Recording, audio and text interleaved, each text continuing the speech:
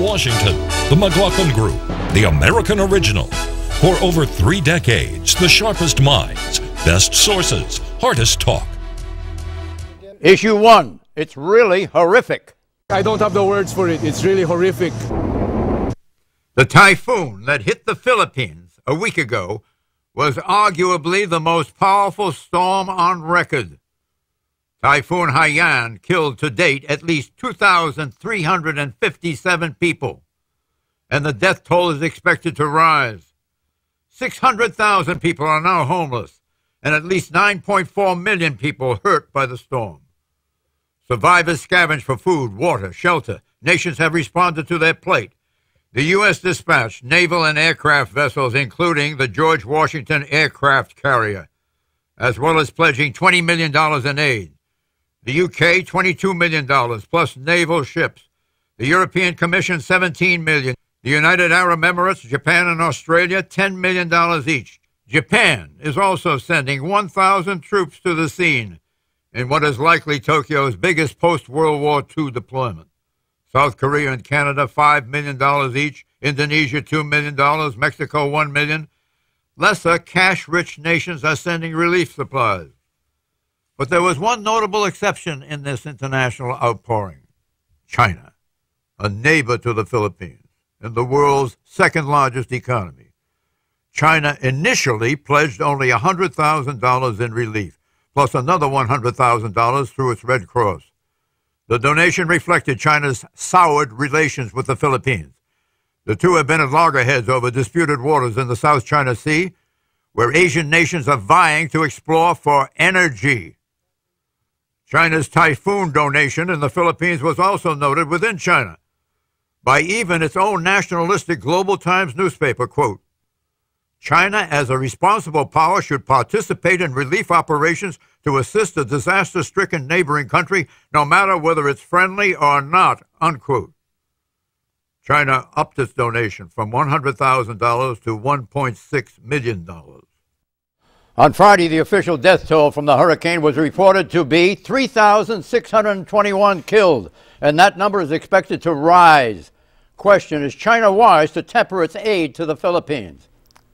Pat Buchanan. Well, John, the spirit of Mother Teresa does not permeate the Politburo of the Chinese Communist Party.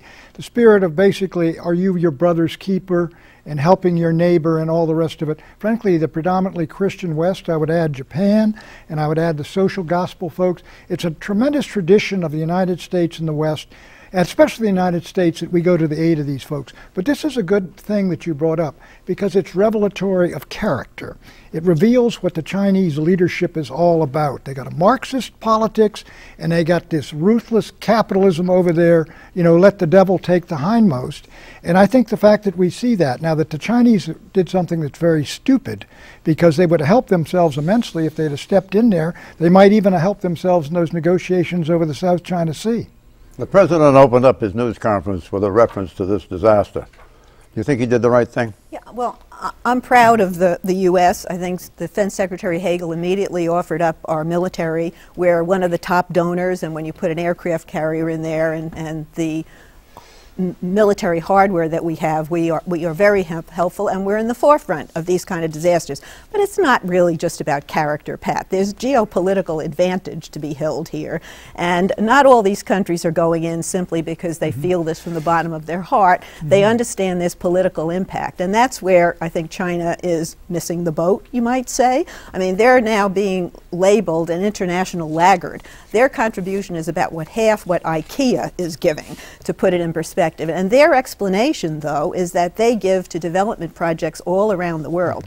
And those are not charitable contributions. Those are hard-nosed business decisions. So we can sit here and be critical of their reaction here, but they may have the last laugh because they're funding all these infrastructure projects in developing parts of the world. The winds over there were sustained 195 miles per hour.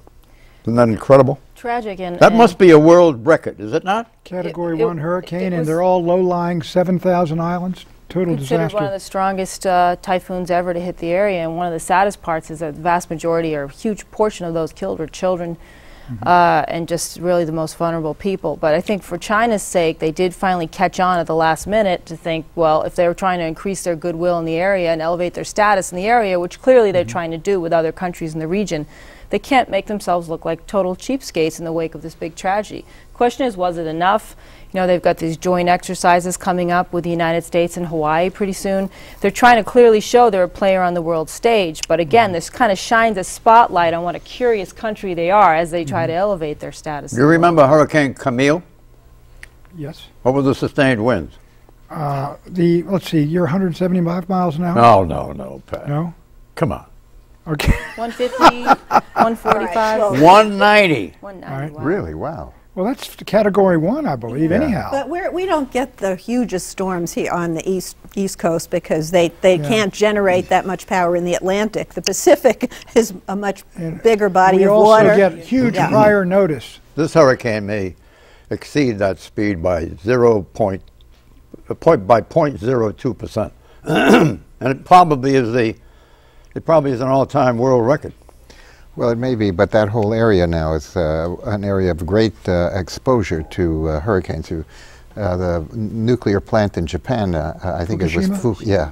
That was a huge weather system also that destroyed it. And there was just a big a scandal over that because the leading nuclear scientists in Japan said the government had lied about the consequences.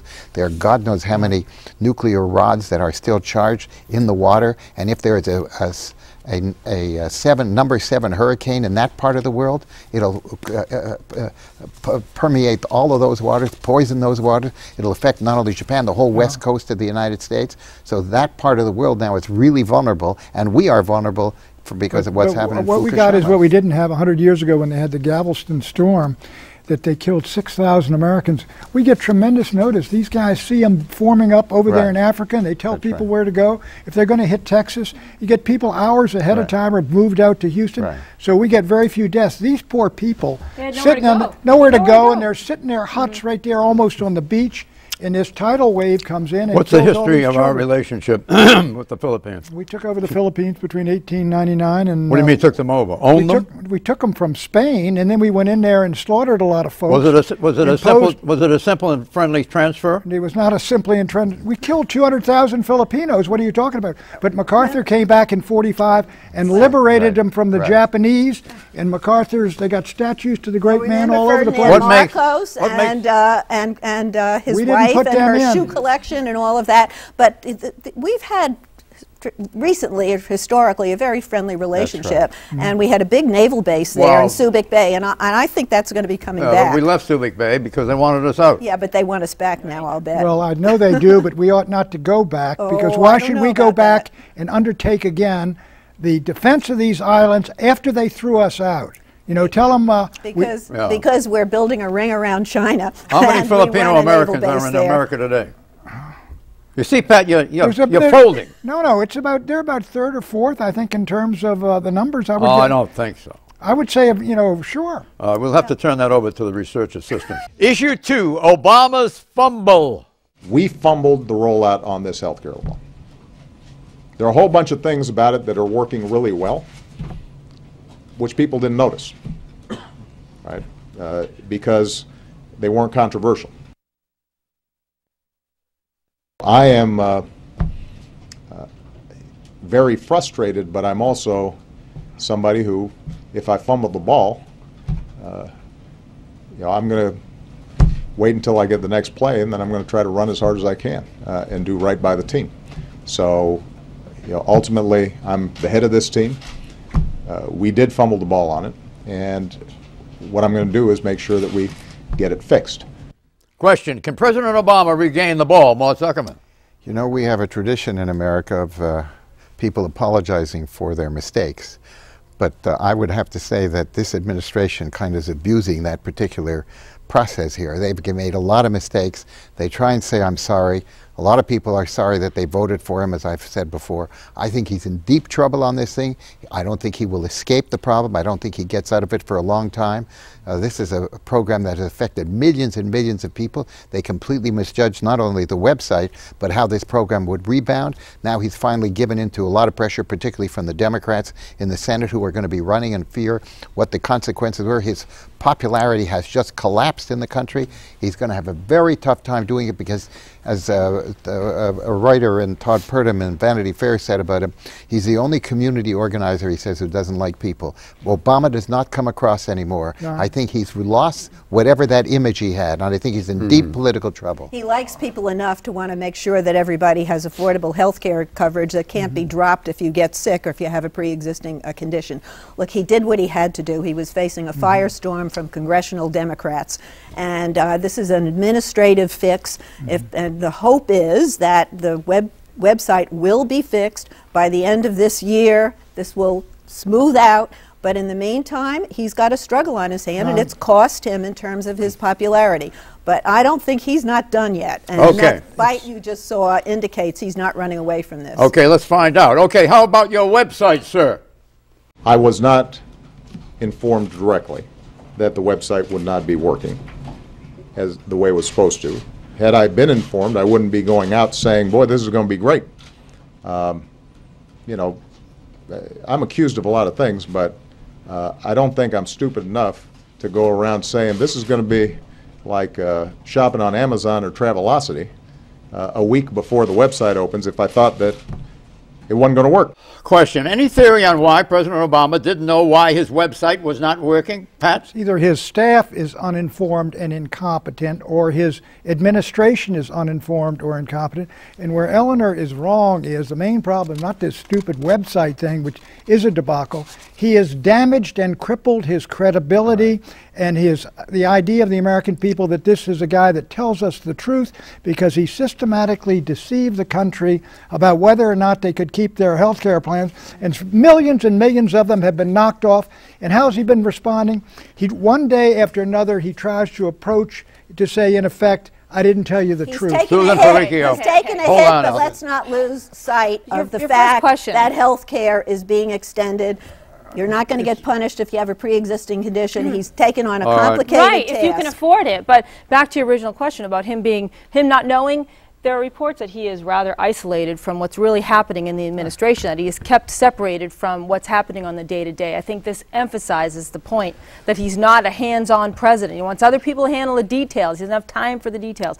But back to what Eleanor was saying, you're right. If it all turns out well and everyone gets affordable health care, so far it's not looking that way. If it continues like it is now, his legacy, his presidency will be rated as nothing short of a disaster. You can't argue any other way unless it goes the way you're predicting. And you can't say it will based on what's happening now. How can you say that? And you can't say it won't. How can you argue that? And you can't say it won't. And the thing is, the die was cast on this when they did not name one single person to really oversee this project. When there are too many people, when it's a committee effort, in the end, nobody is in charge. Well, this is a committee effort here. I'm the head of the committee. I'm the head of the committee, so what am I doing? Okay, what about your oft-repeated promise, sir, that Americans can keep the insurance plans that they already have? My expectation was that for 98% of the American people, either it genuinely wouldn't change at all, or they'd be pleasantly surprised with the options in the marketplace, and that the grandfather clause would cover the rest. That proved not to be the case, and that's on me. What do you make of that, Susan? And it will be on him. This is the biggest problem with the law. The glitches can be fixed. Unaffordable health care insurance can't be fixed if the law is set up in a way that people who are not upper middle class but are just middle class or upper lower class are paying for the very, very poor to get insurance. What it is not a health insurance plan for America, as the president sold on the campaign trail, but redistributing medical costs so that the very poor can finally get health insurance. If he sold it that way from the get-go, which is what it is, nobody would have supported it. Look, this is a really a very damaging experience for him. He can say that it's on me, but he had the obligation to ask the right questions. You had 55 companies setting up this website. They had a very good web operation for his political campaign. How come he didn't make sure that this is happening here when this was critical to the success of his program? So what it tells you, frankly, and if you were in any other world other than politics where you can just make speeches to try and cover it up, you would be fired from that job. Okay? He's not making It's an Abbott and Costello thing. You cannot buy the program that you're now obligated to buy because it's so screwed up. He's not making speeches and covering it up. He's explaining what has gone wrong in a very complicated market. And frankly, you can run a campaign because you can run ads. You can get lots of billions of dollars. You can get the IT people you can get when you're in the government. You go through procurement. Pat wants to straighten you out, Eleanor. Pat wants to straighten you out. Go ahead, Pat. Who's at all defending the plan for Americans to get health care. We all want Americans to get health care, but he is on a slippery slope to a broken presidency right now. Klein, you know, Ezra Klein, after the website is up and running. He did this program that is true. She's right about that. Twice. He writes for the Washington Post. He says the insurance industry is furious. They've been working with the White House to get healthcare gov up and running, and now the Obama administration wants to make them into a scapegoat. Exactly. Exactly. Does that do anything for your life? They are the ones who are making the decisions, and this is a jerry-built. It's a jerry-built plan to keep. To keep the insurance companies in the picture. They are the ones deciding to raise premiums, to cut out plans. The insurance companies have been ordered to make these changes, get rid of these programs. They did. They're not ordered. All right, I want to hear the law orders them. Let's get Obama back in. Okay, friendly fireworks. I personally believe, even if it takes a change in the law, the president should honor the commitment the federal government made to those people and let them keep what they got. In an exclusive interview this week with online magazine OZ, former President Bill Clinton weighed in on the growing controversy over the cancellation of millions of health insurance policies. Mr. Clinton had some candid advice for President Obama.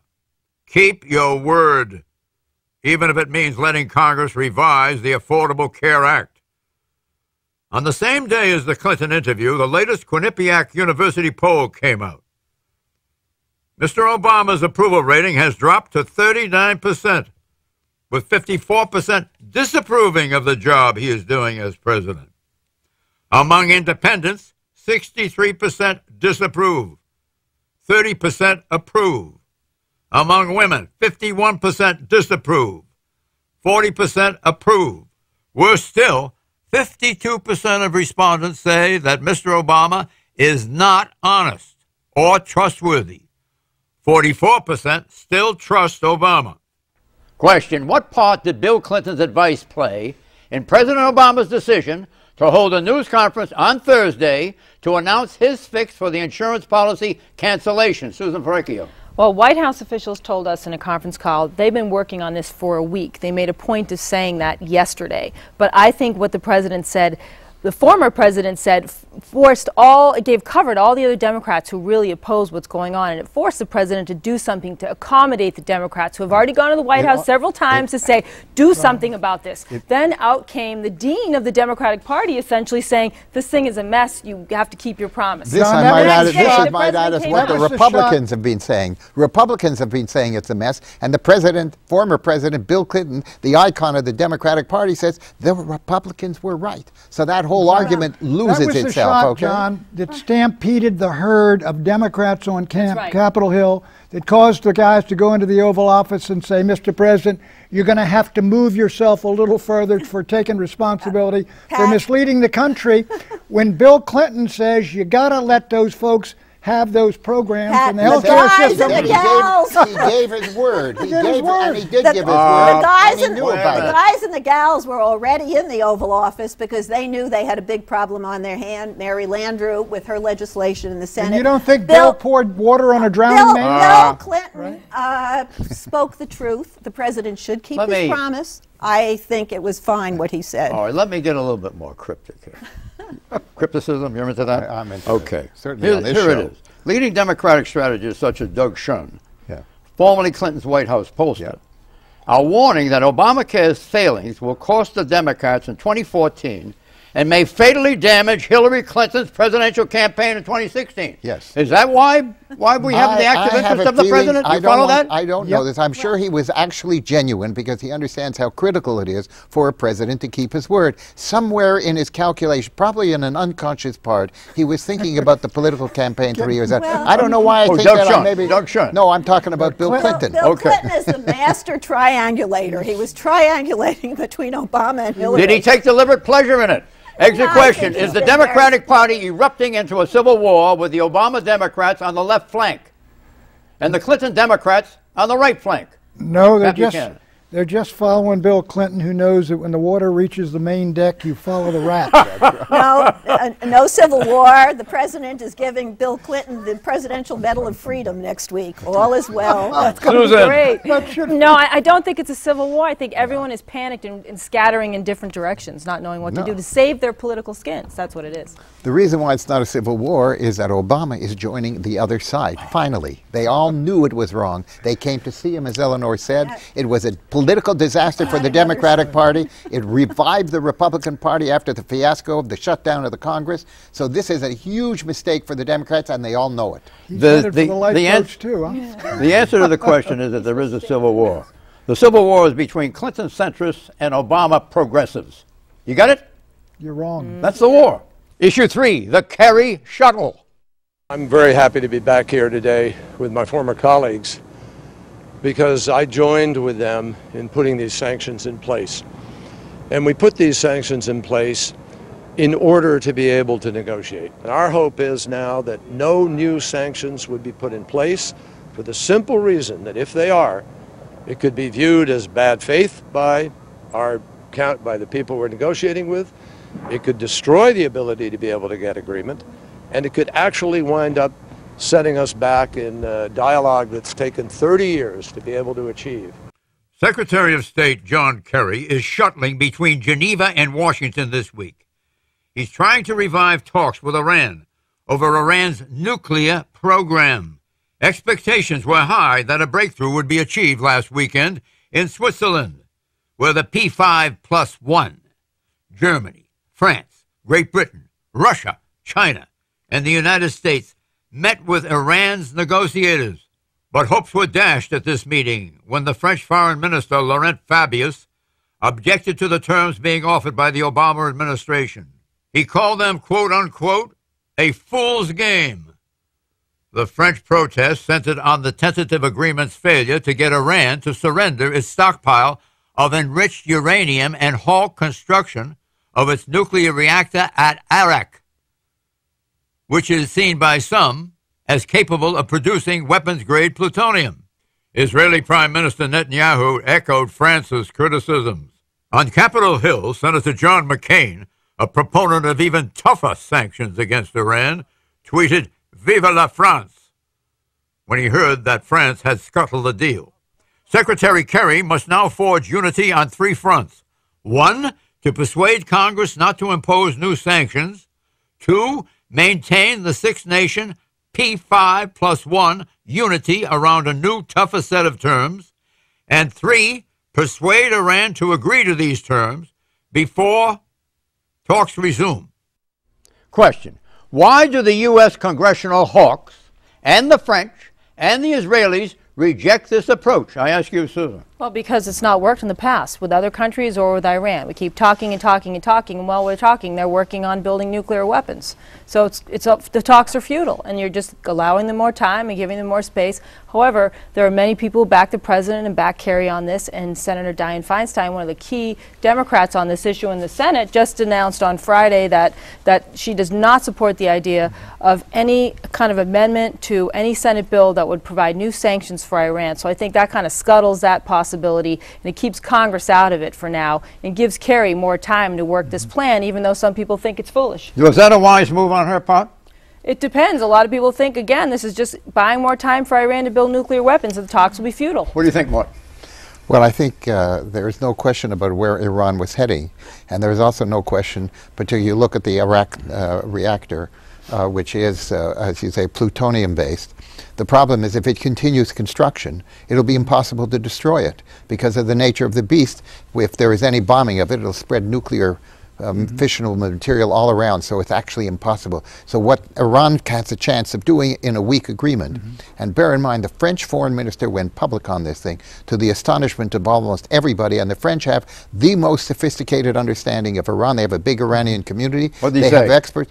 He said it's a sucker's job, basically. This is a terrible deal. He said, you didn't accomplish what we had to accomplish. It doesn't take back any of the centrifuges. And he was very, very critical of it. Let me enter dissent here. The reason the Israelis and the neocons And the McCain and all the Saudis and all the rest of them, they don't want a deal. They don't want a détente. They want the United States to maintain sanctions on them to break the regime and possibly go to war and finish off Iran. That's what they want. You mentioned Iraq. The Iranians, on Friday, we learned the Iranians have stopped moving on Iraq. The Iranians have taken most of their 20% uranium and cut back. The Iranians want a deal, John, and I don't think they want a deal. We've only got a few seconds on it. Hold on. I want to know, what is, on a scale from 0 to 100, what is the likelihood that the two sides will reach an interim agreement when the talks resume, if they resume in Geneva next week? I think there's a good chance that basically it would freeze things. Give me a figure. Better than 50%. Six, okay, all right, I'll go with Pat. I'm with Pat on this issue. That's 0 to 100. I think they will reach a deal, yes. You give it 100. Freeze things where they are and give some relief on sanctions. I think it's less than 50. You do? Yeah. What do you think? More than 50. Go ahead. I'm going on a less than 50 with Mort. The answer is 75. That's pretty clear. Predictions, Pat. Obama will get nothing on cap and trade, nothing on immigration, nothing on gun control. I think his legislative agenda is certainly dead until the election of 2014. Eleanor. I disagree. After the Republicans get through the primary season early next year, immigration reform has a chance.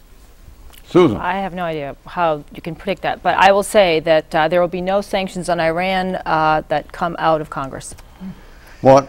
The current weakness in the economy, especially in retail sales, means that the Federal Reserve Board will not introduce what they call tapering for quite a long time, not only through the end of this year, but through most of next year. Joe, can I get in now? Hallelujah. Go prediction. Ahead. Joe DiMaggio and Marilyn Monroe were married around the 60s, and they went to Tokyo, and they got a tremendous reception. Yeah. The reception of our new ambassador to Tokyo will be even bigger than the earlier couple.